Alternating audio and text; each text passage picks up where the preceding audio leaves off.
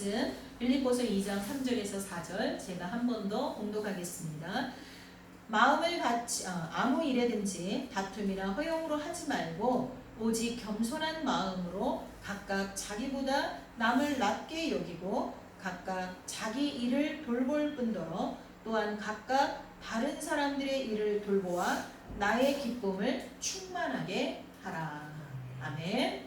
네, 오늘 제목을 한번 따라해 보겠습니다. 오직 겸손한 마음으로. 오직 겸손한 마음으로. 아멘. 겸손한 마음은 어떤 마음일까요?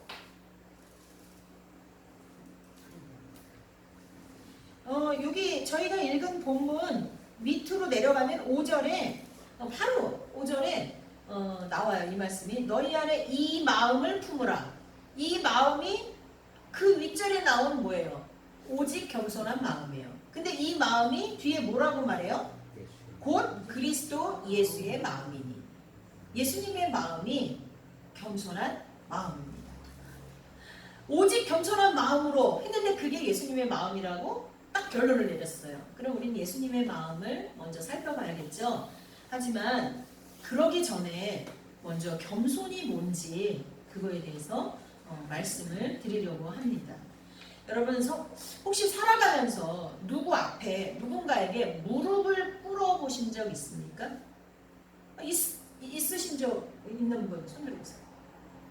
저만 들었네요. 예, 저는 지금까지 평생에 딱 한 번 있습니다. 제가 30대 후반 전도사 시절에 초등학교 4학년짜리, 4학년이었던 것 같아요. 걔가 4학년인가 3학년인가 그 아이한테 무릎을 꿇고 잘못했다고 빌었습니다. 그리고 속으로는 그 엄마도 그 누나도 나한테, 그 엄마와 누나가 나한테 먼저 잘못했거든요.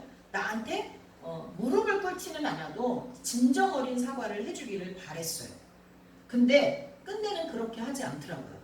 근데 그들이 그러거나 말거나 하나님께서 그 어린아이의 마음속에 하나님의 종 전도사가 나쁘게 각인되지 않도록 네가 최선을 다해라 하는 명령이 저한테 떨어졌어요.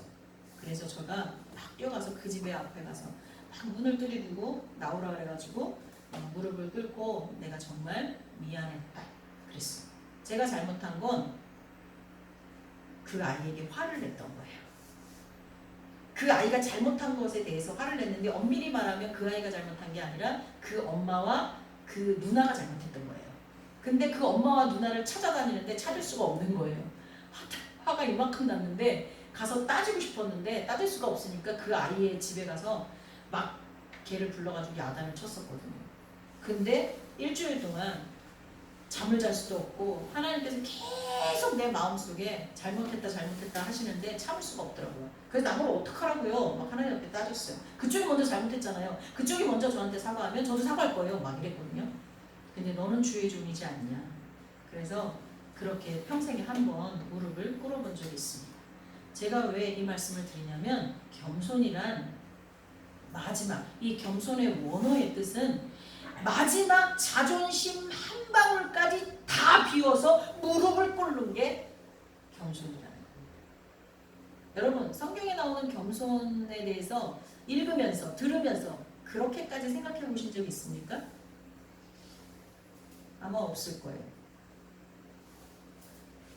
성경이 말씀하시는 겸손, 특히 오직 겸손한 마음으로 여기 말한 이 겸손, 예수 그리스도의 겸손, 이거는 내 안에 남은 마지막 자존심 한 방울까지 다 비워서 꿇어 엎드리는 것을 말씀하고 있습니다. 오늘 본문 이어서 보면 빌립보서 2장 6절에서 8절 그는 근본 하나님의 본체시나 하나님과 동등됨을 취할 것으로 여기지 아니하시고 오히려 자기를 비워 종의 형체를 가지사. 종의 형체가 뭐예요? 사단의 종로를 타는 우리의 형체, 우리 인간들의 형체를 가지사 사람들과 같이 되셨고 사람의 모양으로 나타나사 자기를 낮추시고 죽기까지 복종하셨으니 곧 십자가에 죽으시니라. 여러분 십자가에 죽었다는 것을 우습게 생각하시면 안 돼요. 십자가 사용 제도는 인류 역사상 그 시대 그 기간뿐이었어요. 왜? 너무나 고통스럽고 너무나 창피하고 치욕스럽고 사람이 발가벗겨져서 다른 사람이 다 옷 입고 있는데 나만 발가벗고 있어도 창피한데 발가벗겨져서 높은 꼭대기에 매달려서 죽어간다는 거. 그것도 하루아침에 죽는 게 아니에요. 어떤 사람은 3일까지 간대요. 그러니까 이 몸에 있는 모든 물 종류가 다 빠져서 죽을 때까지 걸어놓는다는 거예요. 막 새들이 와서 썩어져 가니까 이제 죽어가니까 새들이 와서 쪼져. 모든 고통, 수치와 고통을 한꺼번에 당하면서 죽는 사형제도가 십자가 제도였어요. 그래서 십자가 사형 제도는요, 로마 시대 그 시대에도 아무에게나 사용하지 않았어요. 반역자들, 아주 추악한 죄인들을 취급할 때 십자가 사형 제도를 택했어요. 근데 거기서 죄가 하나도 없으신 예수님이 우리는 이렇게 뭐 그림이라든가 조각을 볼 때 예수님이 아래 하체를 이렇게 천 조각으로 걸치고 있는 거를 주로 보잖아요. 근데 십자가에서 죽을 때는 시로라기 하나 걸치지 않게 해서 매단다고 합니다. 당신을 따르던 여인들과 제자들 수많은 무리가 있는 데서 그런 수치를 당하시기까지 하나님이신 그분이 자기를 낮추셨다는 거예요. 그게 겸손이에요. 하나님은 우리에게 예수님이 보여주신 겸손, 그것을 이 시간 요구하고 계십니다. 성경에 보면 겸손한 자를 하나님이 인정해 주시고 겸손한 자에게 상 주심에 대해서 많이 말씀하고 있습니다.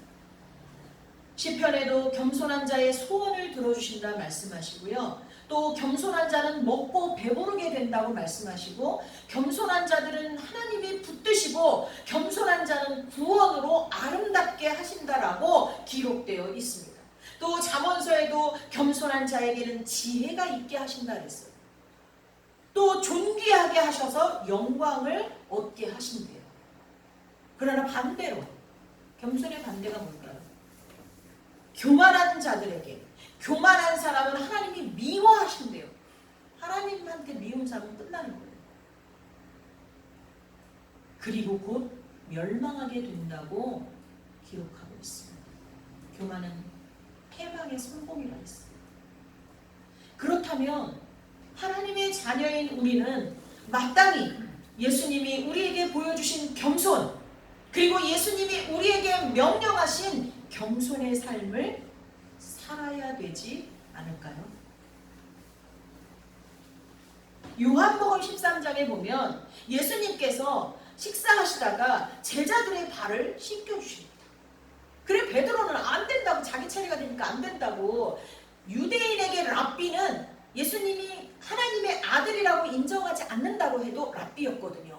랍비의 조건을 충족한 랍비셨어요. 근데 유대인들에게 랍비는 지금까지도 존경의 대상이에요.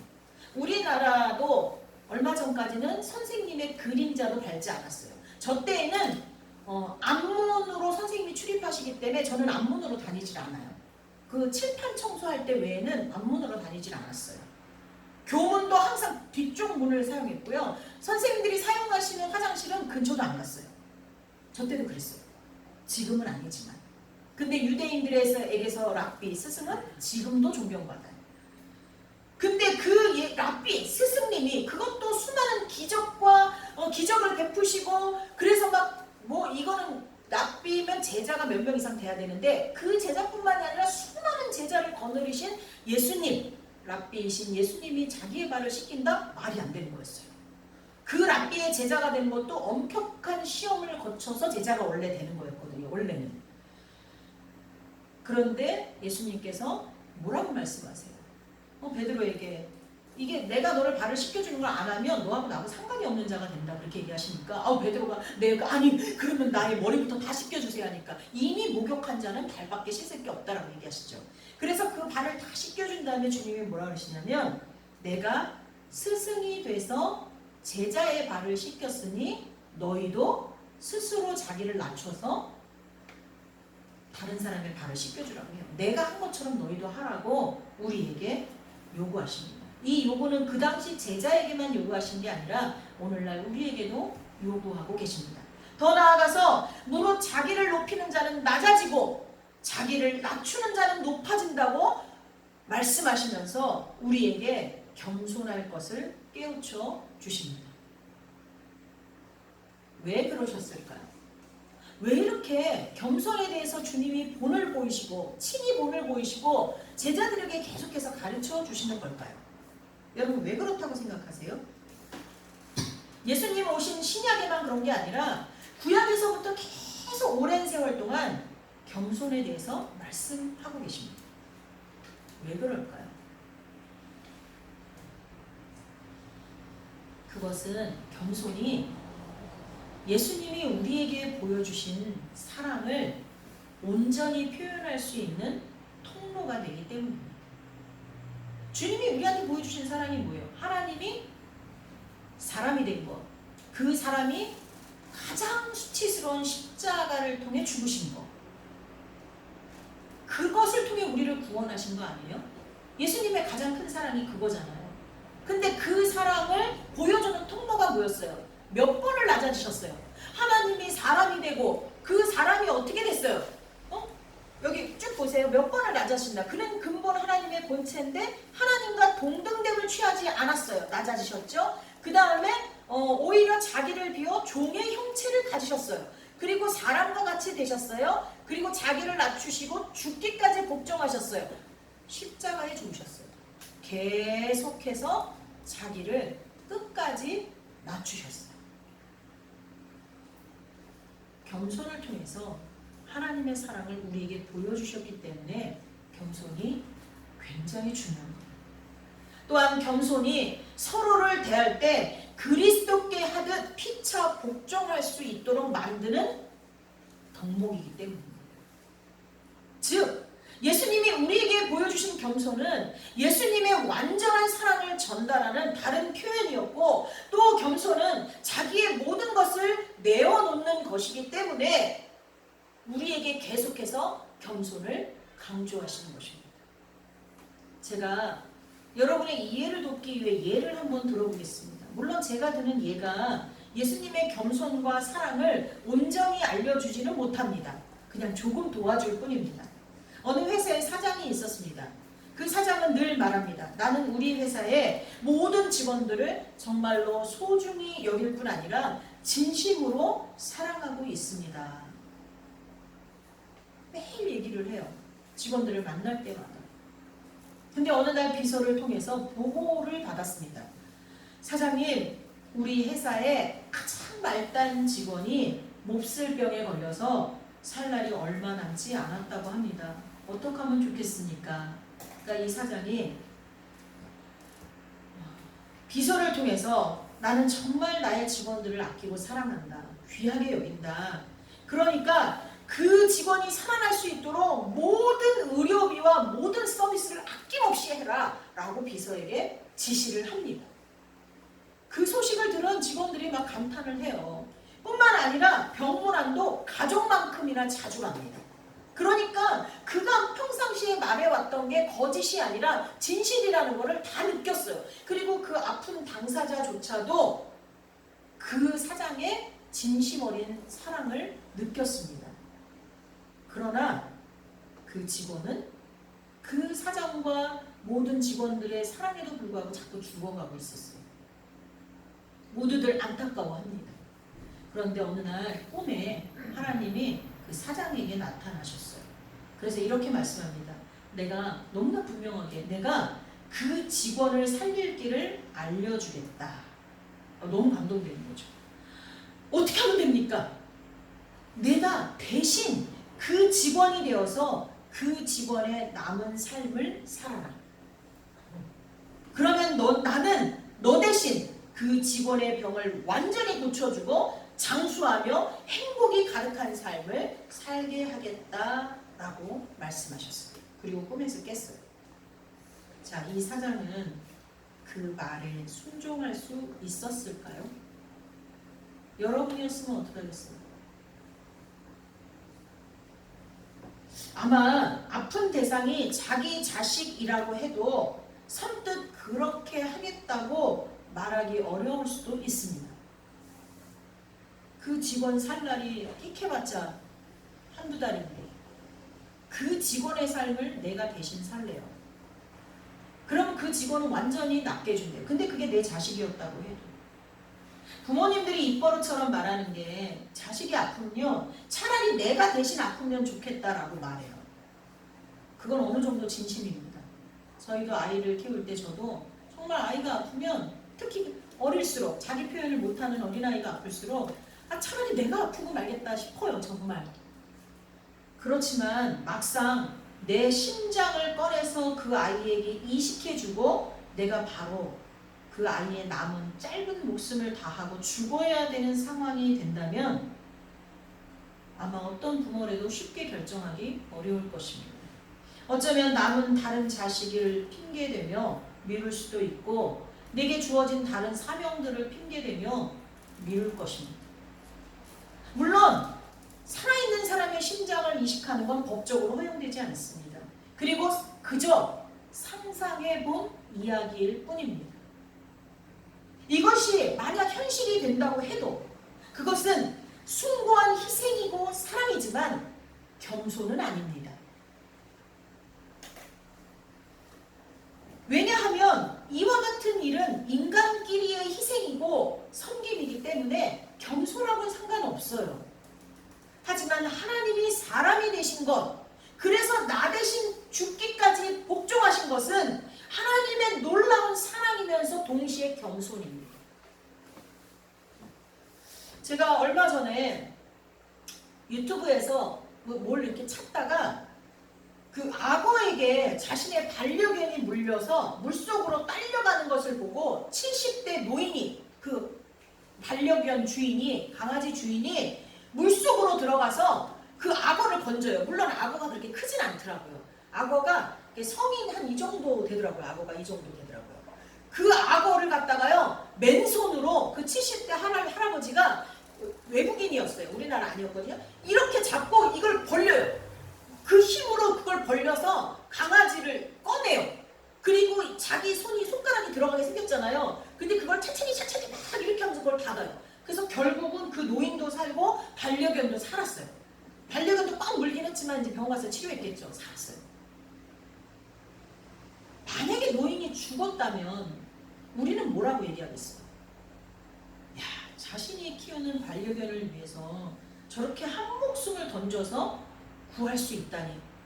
야, 저건 진짜 대단한 사랑이고 희생이다 라고 생각할 거예요.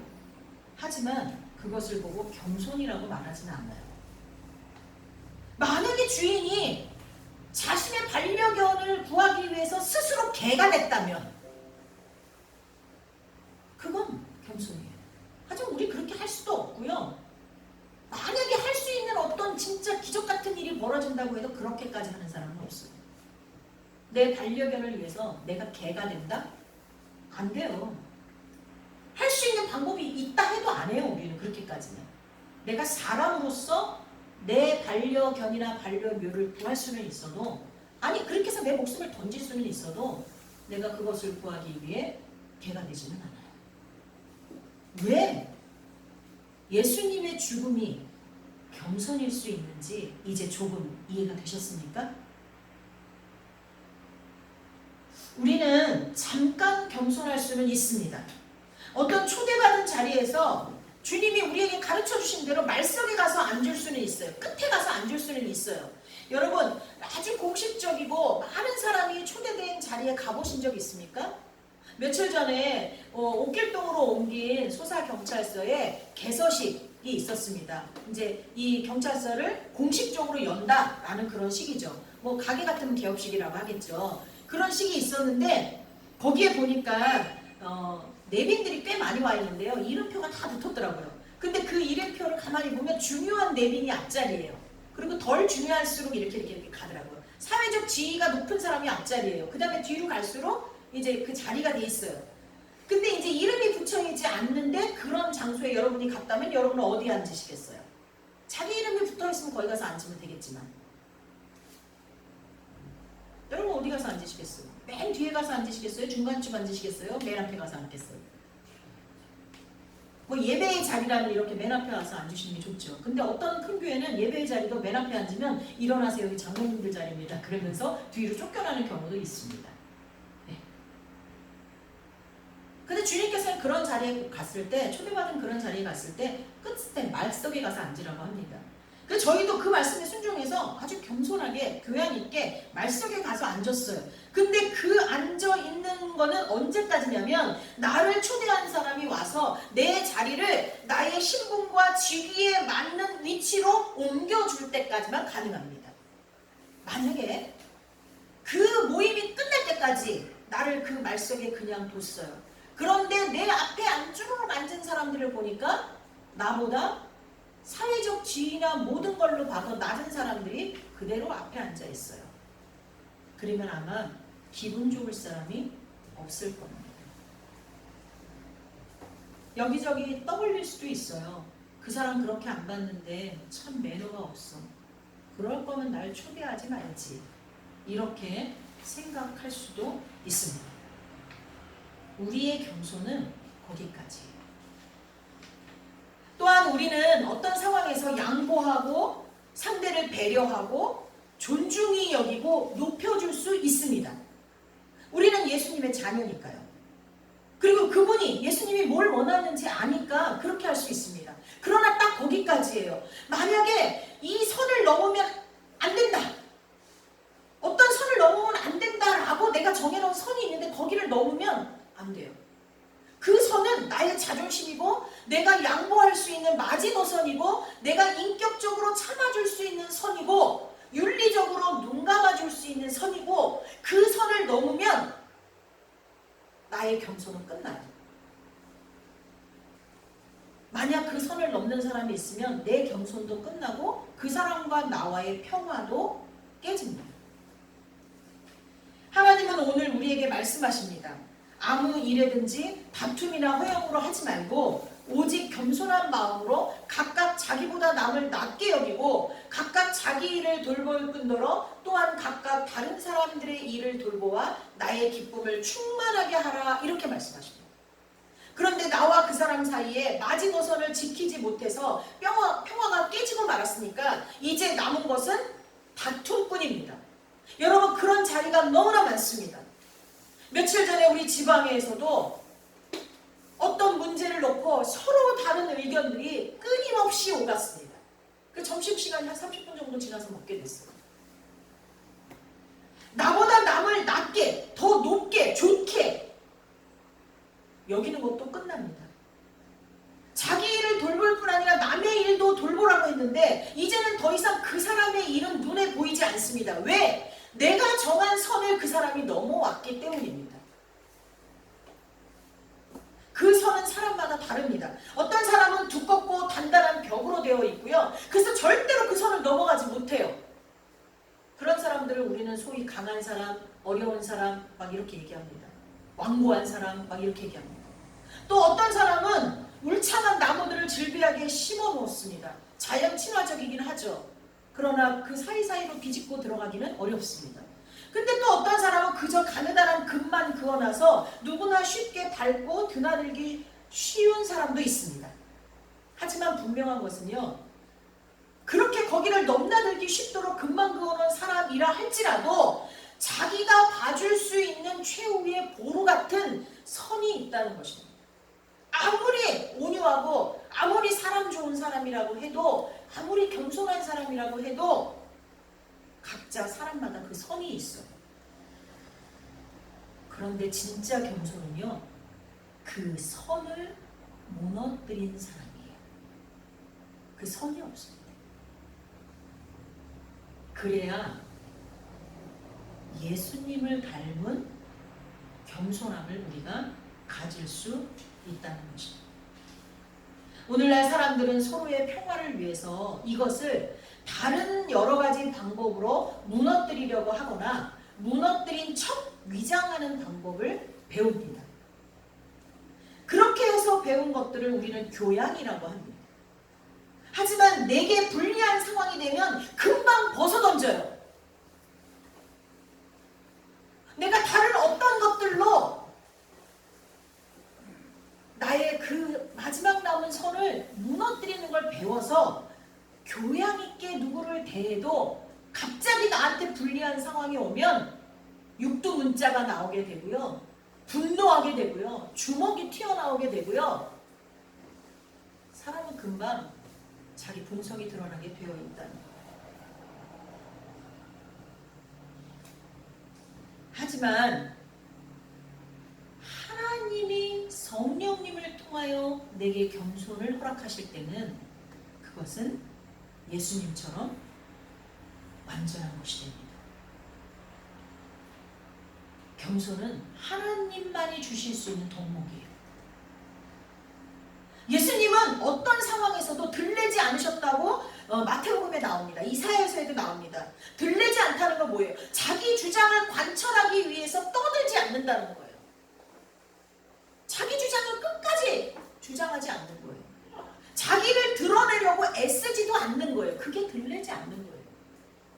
들리지 않는다는 건요, 내 목소리가 바깥으로 나가지 않게 한다는 건데, 내 목소리가 밖에까지 나갈 때는 어떤 때예요? 내 주장을 막 관철하려고 할 때고 나의 자랑으로 열이 오를 때잖아요. 그렇게 하지 않는다는 거예요. 주님은 그렇게 하지 않았어요. 자신의 능력을 가지고 자신의 이익을 채우는 데 사용하지도 않으셨고요. 오히려 사람들이 자기를 높이려고 할 때 그것을 적극적으로 피하셨던 모습이 마가복음에도 나옵니다. 자신에게 주신 능력을 가지고 오직 사람을 고치고 사람을 살리고 영혼을 깨우는 데 사용했어요. 여러분에게 무슨 능력이 있으십니까? 그 능력을 가지고, 재능을 가지고 지금 여러분은 뭘 하고 계십니까? 예수님처럼 사람을 고치고 사람을 살리고 영혼을 깨우는데 저와 여러분에게 주신 그 재능을 사용하고 있습니까? 아니면 나의 일신양명을 위해서 사용하고 있습니까? 예수님은 치료의 하나님이셨습니다. 그는 왕으로 오시지 않고 말을 타지도 않으셨습니다. 어린 나귀를 타셨습니다.